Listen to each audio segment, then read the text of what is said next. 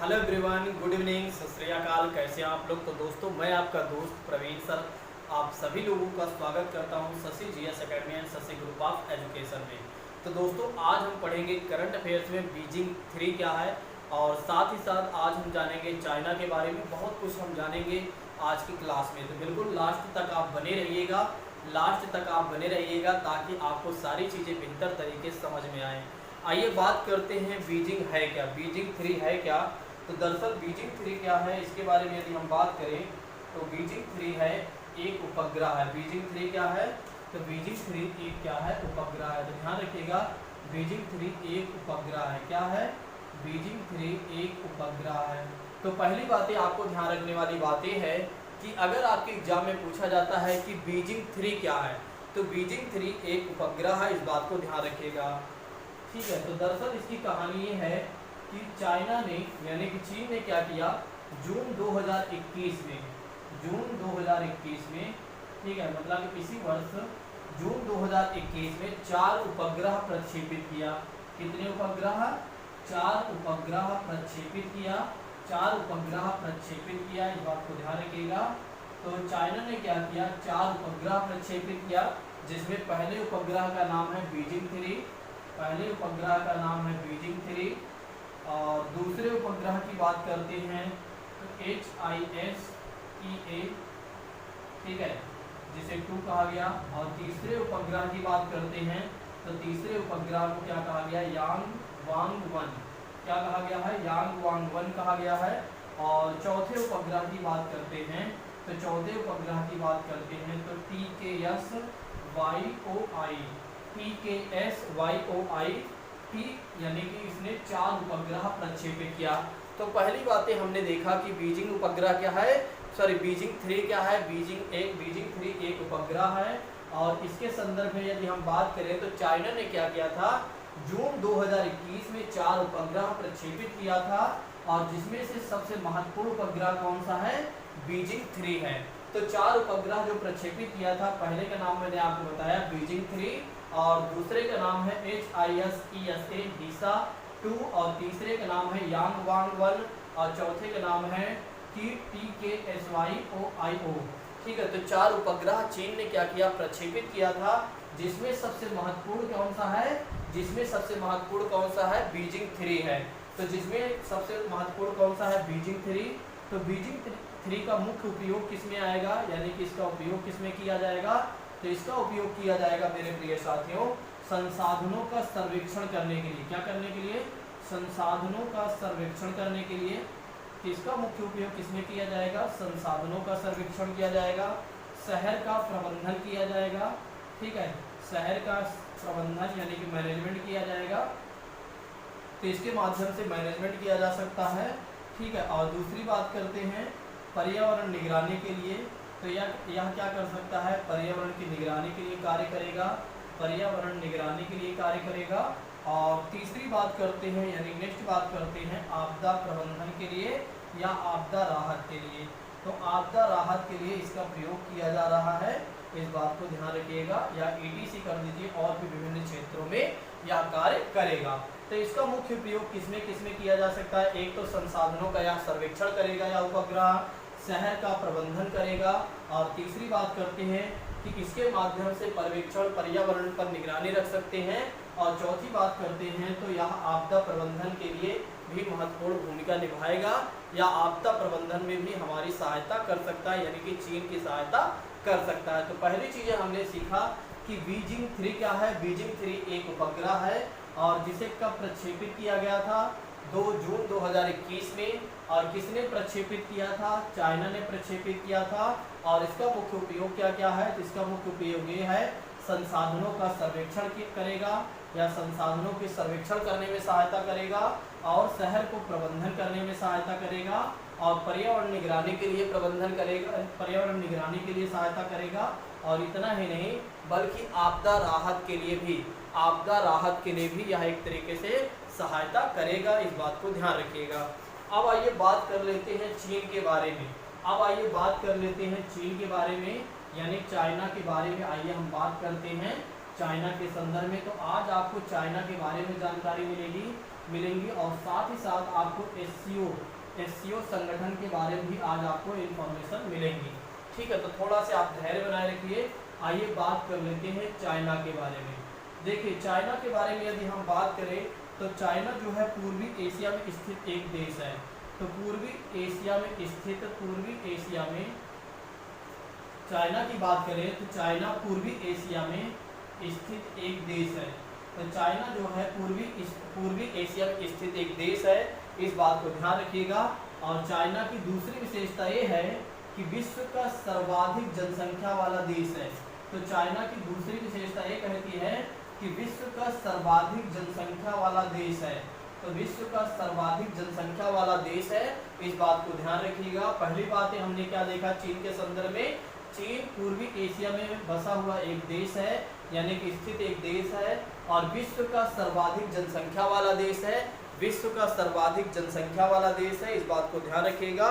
और देखा जाए तो विश्व का दूसरा सबसे बड़ी अर्थव्यवस्था वाला देश है। तो विश्व का दूसरा, नेक्स्ट विशेषता की बात करते हैं, विश्व का दूसरा सबसे बड़ा अर्थव्यवस्था वाला देश है। दूसरा सबसे बड़ा अर्थव्यवस्था वाला देश है।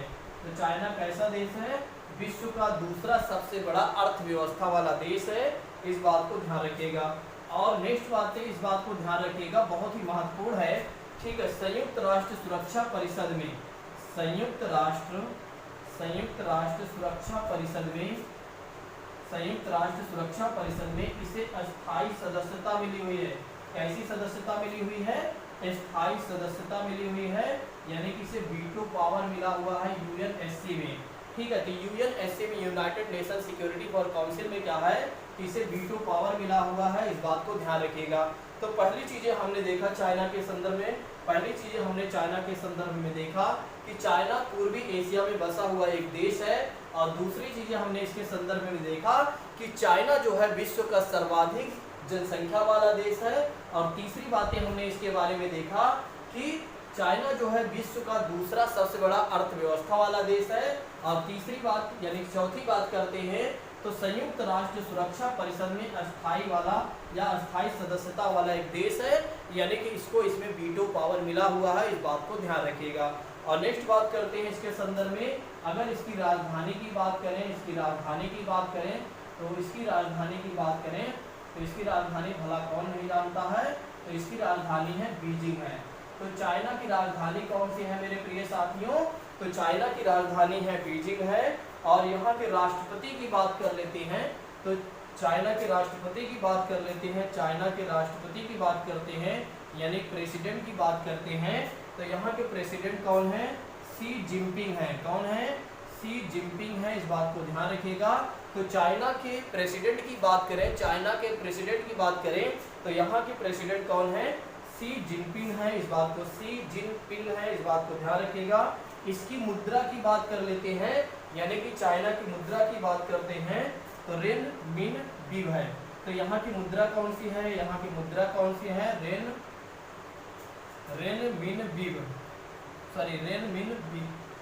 मिन बी यानी कि युआन है। कौन सी है?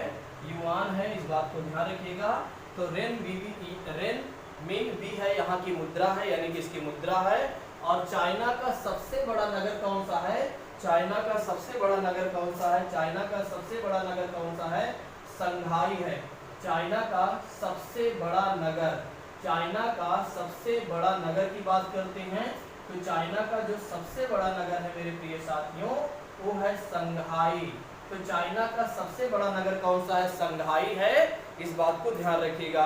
तो पहली चीजें हमने इसके संदर्भ में देखा, एक बार फिर से रिवीजन करते हैं, फिर उसके आगे बढ़ते हैं।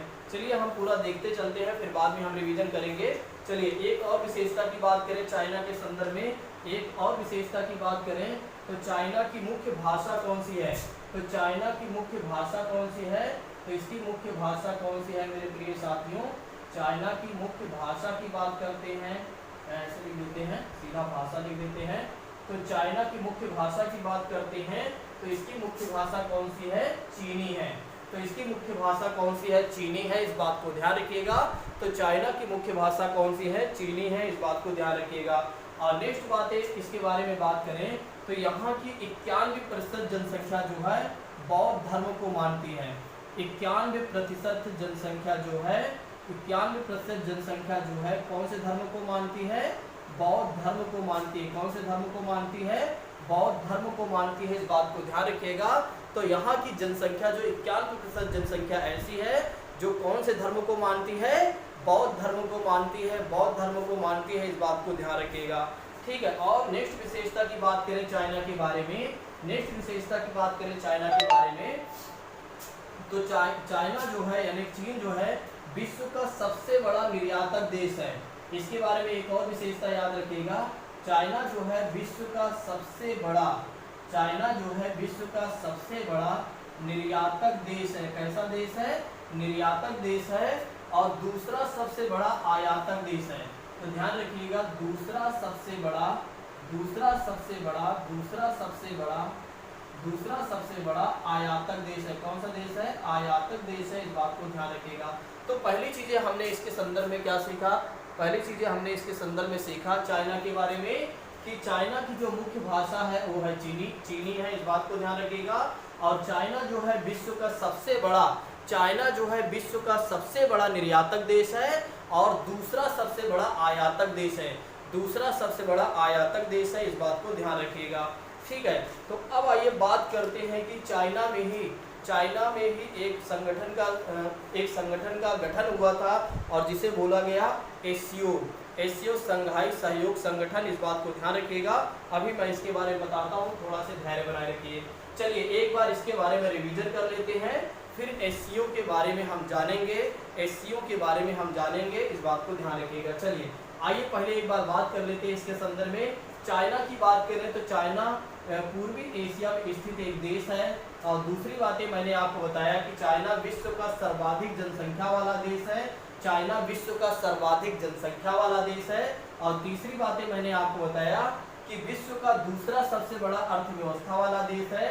चाइना जो है विश्व का दूसरा सबसे बड़ा अर्थव्यवस्था वाला देश है। और चौथी बात करते हैं इसके संदर्भ में, तो चाइना जो है संयुक्त राष्ट्र सुरक्षा परिषद का अस्थायी सदस्यता लेने वाला देश है, यानी कि जिसे वीटो पावर मिली हुई है। और नेक्स्ट बात मैंने इसके बारे में बताया चाइना के बारे में कि चाइना के राष्ट्रपति कौन है? चाइना के राष्ट्रपति हैं शी जिनपिंग जी हैं। और उसके बाद यहाँ की मुद्रा कौन सी है? रेनमिनबी यानी कि युआन है। और फिर मैंने आपको बताया चाइना की राजधानी क्या है? तो चाइना की राजधानी है बीजिंग है। इस बात को ध्यान रखिएगा। और फिर मैंने आपको बताया चाइना के संदर्भ में कि चाइना का सबसे बड़ा नगर कौन सा है? तो चाइना का सबसे बड़ा नगर है शंघाई है। शंघाई है। यहीं पर शंघाई सहयोग संगठन का भी स्थापना हुई थी, यानी कि यहाँ पर इसके मुख्यालय है। ठीक है। और नेक्स्ट बातें मैंने इसके बारे में बताया कि चाइना जो है विश्व का सबसे बड़ा, चाइना जो है विश्व का सबसे बड़ा निर्यातक देश है और दूसरा सबसे बड़ा आयातक देश है। इस बात को ध्यान रखिएगा। और एक लास्ट बातें मैंने आपको बताया चाइना के संदर्भ में कि चाइना की 91% जनसंख्या जो है वो बौद्ध धर्म को मानती है। कौन से धर्म को मानती है? बौद्ध धर्म को मानती है। इस बात को ध्यान रखिएगा। अब आइए बात कर लेते हैं संघाई सहयोग संगठन के बारे में, यानी कि संघाई कॉर्पोरेशन ऑर्गेनाइजेशन के बारे में आइए बात कर लेते हैं। तो संघाई कॉर्पोरेशन ऑर्गेनाइजेशन के बारे में आइए हम बात करते हैं। ठीक है। तो ये हमारे एग्जाम में खूब ज़्यादा पूछा जाता है, बहुत ज़्यादा पूछा जाता है एससीओ के बारे में। आप भारत की कोई भी एग्जाम देने जाते हैं तो आपके एग्जाम में यहाँ जरूर पूछा जाएगा एससीओ के बारे में। एससीओ के बारे में जरूर आपके एग्जाम में पूछा जाता है। तो एससीओ के बारे में जरूर आपके एग्जाम में पूछा जाता है। तो इसे इंग्लिश में कहा जाता है संघाई कॉर्पोरेशन ऑर्गेनाइजेशन कहा जाता है। संघाई कॉर्पोरेशन ऑर्गेनाइजेशन कहा जाता है। और हिंदी में इसे क्या कहा जाता है? संघाई सहयोग संगठन कहा जाता है। तो हिंदी में इसे क्या कहा जाता है? संघाई सहयोग संगठन कहा जाता है। ठीक है। तो इस बात को ध्यान रखिएगा कि संघाई को क्या कहा जाता है, सॉरी एससीओ को क्या कहा जाता है? संघाई सहयोग संगठन कहा जाता है हिंदी में। और इंग्लिश में इसे क्या कहा जाता है? संघाई कॉर्पोरेशन ऑर्गेनाइजेशन कहा जाता है।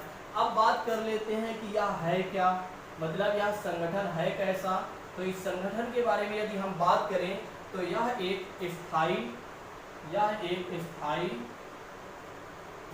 स्थायी अंतर सरकारी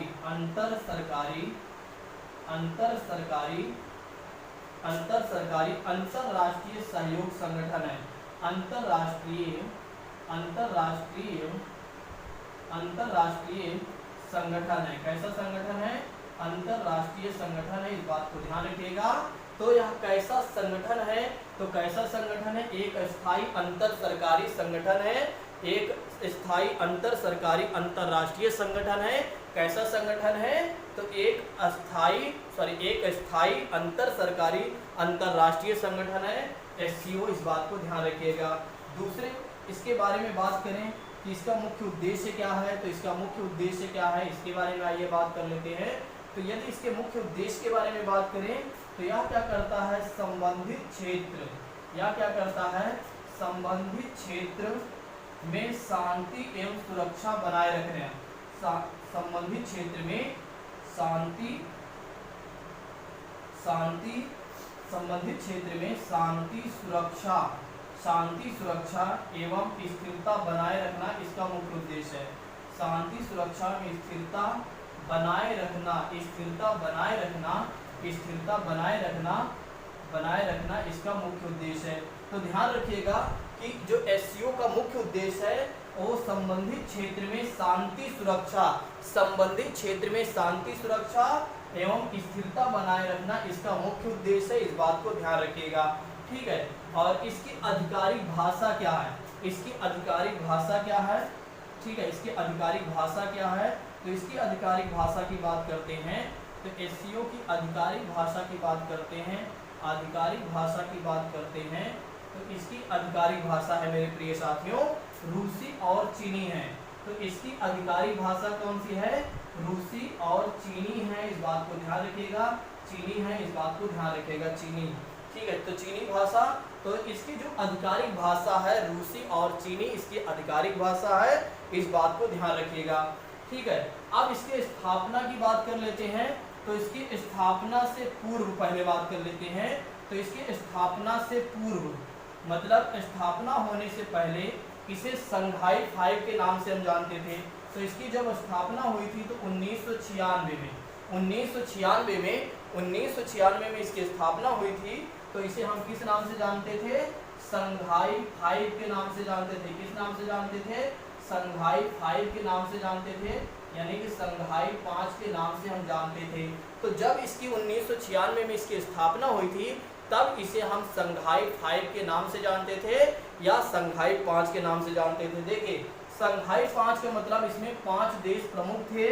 ठीक है, संघाई 5 का मतलब हो गया 5 देश प्रमुख थे। कौन कौन से देश थे?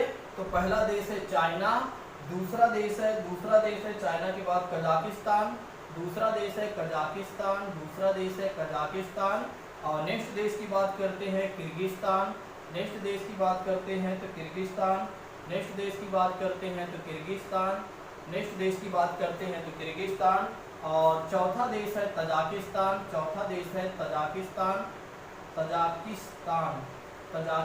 चौथा देश है तजाकिस्तान, और पांचवा देश की बात करते हैं तो रूस। देखिए रूस था। तो जब 1996 में संघाई का जब 1996 में जब इसकी स्थापना हुई थी तब इसे क्या कहा गया? संघाई 5 कहा गया। ठीक है, यानी कि इसकी स्थापना से पूर्व ये कह सकते हैं जब इसकी स्थापना होनी थी तो उससे पहले इसे संघाई 5 के नाम से हम जानते थे। और संघाई 5 में कौन कौन से देश थे?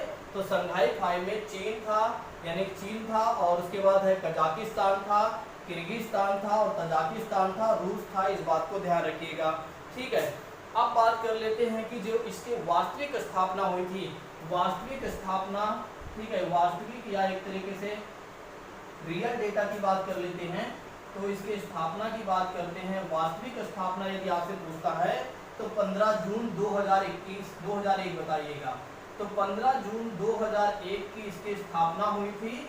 ठीक है, ये स्थापना से पूर्व की कहानी है। ये स्थापना से 1996 में इसे संघाई 5 के नाम से जानते थे, और संघाई 5 का नाम मैंने आपको बता दिया कौन कौन से देश थे। और अभी अगर इसका वास्तविक स्थापना की बात करते हैं, वास्तविक स्थापना की बात करें तो 15 जून 2001 को आप याद रखिएगा। कि 15 जून 2001 को आप याद रखिएगा इसकी स्थापना हुई थी। अब बात करते हैं इसके बारे में और भी कुछ चीजें हैं। तो 2001 में क्या हुआ था, उज्बेकिस्तान इसमें शामिल हो गया 2001 में, ठीक है। तो चलिए एक पॉइंट और याद रखिएगा, 2001 में इसमें उज्बेकिस्तान शामिल हो गया। कौन सा देश शामिल हो गया, उज्बेकिस्तान शामिल हो गया। कौन सा देश शामिल हो गया, उज्बेकिस्तान शामिल हो गया। कब शामिल हुआ था, तो 2001 में उज्बेकिस्तान शामिल हुआ था, इस बात को ध्यान रखिएगा। और एक तब से इसका नेम क्या कर दिया गया, तब से इसका नेम कर दिया गया एससीओ कर दिया गया। क्या कर दिया गया, एससीओ कर दिया गया, इस बात को ध्यान रखिएगा। तो तब से इसका नाम क्या कर दिया जाता है, एससीओ कर दिया जाता है, इस बात को ध्यान रखिएगा। तो 2001 में ही उज्बेकिस्तान इसमें शामिल हो जाता है। उज्बेकिस्तान शामिल हो जाता है तो इसे क्या कहा जाता है, इसे एससीओ कहा जाता है। और 2017 में ध्यान रखिएगा, एक नया डेटा है, बहुत ही महत्वपूर्ण है, आपके एग्जाम में पूछा जाता है। तो 2017 में क्या होता है, मैं यहाँ लिख देता हूँ, ठीक है। चलिए, हो सकता है आपको दिखाई दे रहा हो, दिखाई दे रहा। चलिए 2017 की बात करते हैं। तो 2017 में भारत और पाकिस्तान इसमें शामिल हो गए। तो भारत और पाकिस्तान भी इसमें शामिल हो गए, इस बात को ध्यान रखिएगा। तो 2017 में दो और देश शामिल हो गए, इस बात को ध्यान रखिएगा।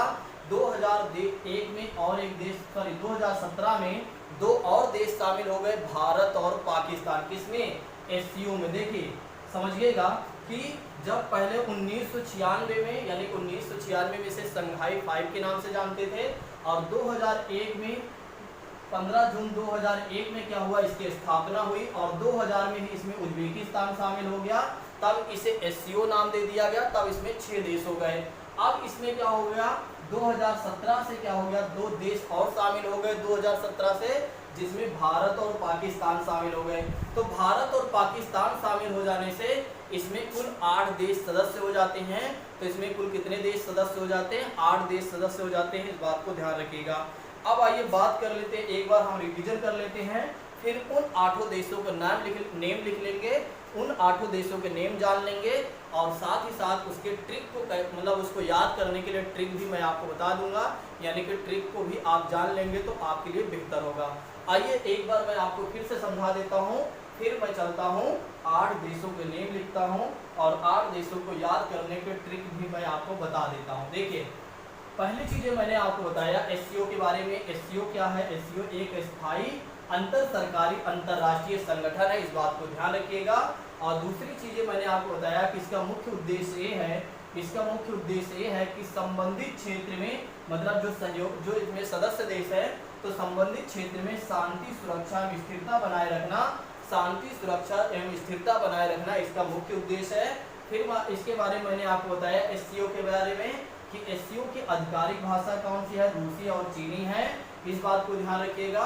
और नेक्स्ट बातें मैंने आपको बताया कि इसकी स्थापना जब हुई थी, यानी कि स्थापना से पूर्व 1996 में इसे संघाई 5 के नाम से जानते थे, संघाई 5 के नाम से जानते थे, जिसमें चीन और कजाकिस्तान, किर्गिस्तान, तजाकिस्तान और उज्बेकिस्तान, सॉरी तजाकिस्तान और रूस जैसे देश इसमें शामिल थे। फिर मैंने आपको बताया कि 2001 में 15 जून 2001 में इसके वास्तविक स्थापना मानी जाती है, और 2001 में ही इसमें एक और देश शामिल हो जाता है, 2001 में ही इसमें एक और देश शामिल हो जाता है, और उसे क्या बोला जाता है, उज्बेकिस्तान बोला जाता है। यानी कौन सा देश शामिल हो जाता है, उज्बेकिस्तान हो जाता है। तो जब इसमें उज्बेकिस्तान देश शामिल हो जाता है, तब एससीओ नाम दे दिया जाता है, संघाई 5 से इसका नाम क्या कर दिया जाता है, एससीओ नाम दे दिया जाता है, यानी कि संघाई सहयोग संगठन। फिर 2017 में क्या होता है, 2017 में इसमें 2 और देश शामिल हो जाते हैं, और 2 और देश कौन कौन से शामिल हो जाते हैं, एक तो भारत शामिल हो जाता है, और दूसरा पाकिस्तान शामिल हो जाता है। तो भारत और पाकिस्तान जब शामिल हो जाते हैं, तो इसमें कुल कितने देश हो जाते हैं सदस्य, तो 8 देश इसमें कुल सदस्य हो जाते हैं, इस बात को ध्यान रखिएगा। अब आइए बात कर लेते हैं उन 8 देशों के नेम के बारे में, आइए हम बात कर लेते हैं। तो अब आइए हम बात कर लेते हैं उन 8 देशों के नेम के बारे में। अब आइए बात कर लेते हैं उन 8 देशों के नेम के बारे में, ठीक है। वे 8 देश कौन कौन से हैं, आइए हम बात करते हैं उन 8 देशों के बारे में। तो सदस्य देश की बात करते हैं, सदस्य देश कितने हैं, 8 हैं, इस बात को ध्यान रखिएगा। और कौन कौन से देश हैं, पहले देश का नाम है चीन, चीन तो आप जानते होते हैं। जो 8 सदस्य देश कौन कौन से हैं, तो सदस्य देश की बात कर लेते हैं। सदस्य देश की बात करते हैं तो चाइना है, फिर दूसरा देश है कजाकिस्तान, दूसरा देश है कजाकिस्तान, फिर उसके बाद तीसरे देश की बात करते हैं तो किर्गिस्तान, तीसरे देश की बात करते हैं तो किर्गिस्तान, और चौथे देश की बात करते हैं, चौथे देश की बात करते हैं तो ताजिकिस्तान, ताजिकिस्तान या तजाकिस्तान, ठीक है। और पांचवें देश की बात करते हैं तो उज्बेकिस्तान, उज्बेकिस्तान, पांचवें देश की बात करते हैं उज्बेकिस्तान, ठीक है। छठे देश की बात करते हैं तो रूस हो गया, और सातवें देश की बात करते हैं तो भारत हो गया, और आठवें देश की बात करते हैं तो पाकिस्तान हो गया। तो 8 देश हो गए। पहला देश कौन सा हो गया, पहला देश हो गया चाइना, और दूसरा देश कौन सा हो गया, कजाकिस्तान हो गया। तीसरे देश की बात करते हैं तो किर्गिस्तान हो गया, तीसरे देश की बात करते हैं तो किर्गिस्तान हो गया, तीसरे देश की बात करते हैं तो किर्गिस्तान हो गया, और चौथे देश की बात करते हैं तो ताजिकिस्तान या ताजिकिस्तान, कजाकिस्तान, और चौथे देश की बात करते हैं तो उज्बेकिस्तान, पांचवें देश की बात करते हैं तो रूस यानी रसिया, छठे देश की बात करते हैं तो भारत, और सातवें देश की बात करते हैं तो पाकिस्तान। अब इनको कैसे याद करना है, आइए इसके बारे में एक बार हम ट्रिक देख लेते हैं, इसको कैसे हमें याद करना है। देखिए इसकी ट्रिक है याद करने वाली, इसकी ट्रिक की बात कर लेते हैं। तो इसकी ट्रिक है मेरे प्रिय साथियों, इंडियन ट्रक, TRUCK 2 कर दीजिए, Indian truck in Pakistan, Indian truck in Pakistan, Indian truck in, Indian truck in Pakistan, ठीक है। तो Pakistan, Indian truck in Pakistan. तो आइए बात करते हैं, इंडियन मतलब भारत इसमें पहले से ही शामिल है, याद कर लीजिए, ठीक है। और पाकिस्तान, इसमें 2 देश और भी हो गए। देखिए 2 देश तो हमको यूं ही याद हो गए, पहला देश इंडियन, इंडियन ट्रक्स इन पाकिस्तान, तो पाकिस्तान भी आ गया, तो भारत और पाकिस्तान इसमें शामिल ही हैं। अब हमें 6 देशों का नेम याद करना है। तो T4 हो जाएगा आपका, T4 हो जाएगा आपका तजाकिस्तान हो जाएगा, T4 हो जाएगा आपका तजाकिस्तान हो जाएगा, R4 हो जाएगा रसिया हो जाएगा, R4 कौन सा हो जाएगा, रसिया हो जाएगा, U4 हो जाएगा उज्बेकिस्तान हो जाएगा, U4 हो जाएगा उज्बेकिस्तान हो जाएगा, और C4 कौन सा हो जाएगा, चाइना हो जाएगा, C4 चाइना हो जाएगा, और K2, देखिए K के ऊपर स्क्वायर लगा हुआ है तो मतलब डबल K की बात की जा रही है। डबल K की बात करते हैं तो पहले K का हो जाएगा कजाकिस्तान, और दूसरे K का हो जाएगा किर्गिस्तान, ठीक है। यहाँ पर स्क्वायर लगा हुआ है तो पहले K का नाम हो जाएगा कजाकिस्तान, और दूसरे K का नाम हो जाएगा किर्गिस्तान, इस बात को ध्यान रखिएगा। तो इसके 8 सदस्य देशों में हमने पहले देश का नाम देखा चाइना, और दूसरे देश का नाम हमने देखा कजाकिस्तान, तीसरे देश का नाम हमने देखा किर्गिस्तान, चौथे देश का नाम हमने देखा कि तजाकिस्तान, पांचवें देश का नाम हमने देखा कि उज्बेकिस्तान, छठे देश की बात कर लेते हैं रूस, फिर भारत, फिर बात कर लेते हैं पाकिस्तान, इस बात को ध्यान रखिएगा। और इसको याद करने का ट्रिक केवल और केवल यही ट्रिक है, इस बात को ध्यान रखिएगा कि इंडियन ट्रक्स और के में आप स्क्वायर लगा दीजिएगा, तो स्क्वायर के माध्यम से 2 हो जाएंगे के वाले, एक तो हो जाएगा आपका कजाकिस्तान, दूसरा हो जाएगा किर्गिस्तान, ठीक है। और Indian in Pakistan, sorry truck in Pakistan, तो पाकिस्तान और इंडियन आपको याद ही रहेगा, पाकिस्तान और भारत आपको याद ही रहेगा, और ट्रक का आप कोडिंग कर लीजिए, डिकोड कर लीजिएगा ताकि आपको याद हो जाए। तो दोस्तों यह क्लास आप सभी लोगों को कैसे लगी, आप लोग कमेंट बॉक्स में ज़रूर बताइएगा, आपके कमेंट का हम बेसब्री से इंतजार करते हैं। तो आज की क्लास को हम यहीं पर स्थगित करते हैं। Thank you so much. जय हिंद दोस्तों।